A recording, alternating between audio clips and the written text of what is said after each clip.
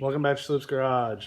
In this video we're going to be looking at the Evap Purge valve. Common failure point on these, this is probably what's causing my P0441 check engine light. So this is the valve here itself, the purge valve. More than likely this is what's failed. I'm not seeing any damage on any of the vacuum lines themselves. They're all connected properly, none of them are split, so I don't think we're gonna get lucky with just replacing a vacuum line, or maybe this was disconnected or the wires were frayed or something. So more than likely this is our culprit here for the P0441 engine code.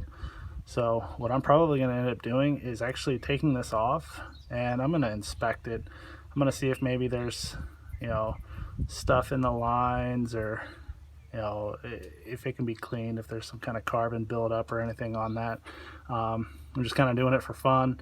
I know I probably need to buy a new one, and more than likely I will, but I'm in here today, why not? It's not hurting anything for me to take it apart and see if I can't fix it. So I'm going to take it off and we'll come back and see what I find. Alright guys, I got the part pulled out here. I'm not seeing anything too obvious. Inside here, I don't know if you can get the right angle here or not. Probably not.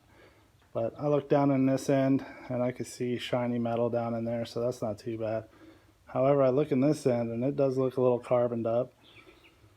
So I know it's probably a lost cause, but I'm probably going to go ahead and spray some stuff down in there, see if I can't get any chunks out of it.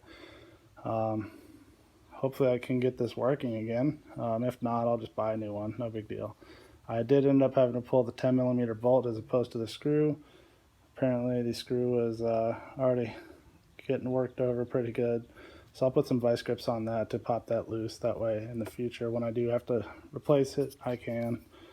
This is a Toyota OEM part, so I don't think this has probably ever been changed before, but who knows.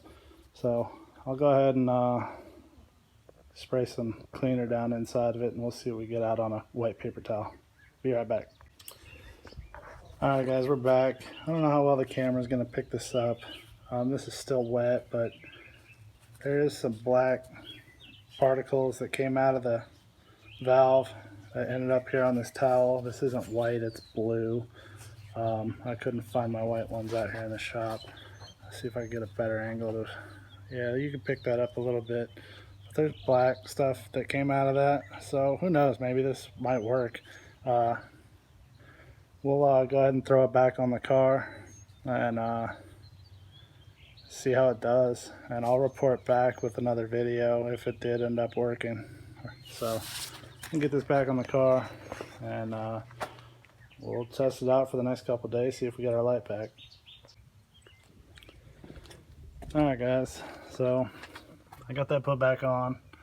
What I did is I ended up taking a Q-tip and swabbing out as much of that carb cleaner I could, and then I also sprayed some, not WD-40, it's a little bit of PV Blaster down in there just to help lube the seals in case there are seals in there. That way they didn't crack and make anything worse. But got it put back together. I started the car. So far no check engine light, but it doesn't usually come on until I start driving it. So like I said, we'll keep an eye on it, see if it comes back, and if it does, I'll update you guys with the results either way. So if it does end up failing, I'll order a new one, obviously, and get it swapped out, and that's probably when I'll update you guys with the progress. If not, then if it doesn't fail, then I'll go ahead and just make another video saying that it never failed and it's good to go. So thanks guys for tuning in. As always, like, share, comment, subscribe, and we'll see you on the next video. Bye.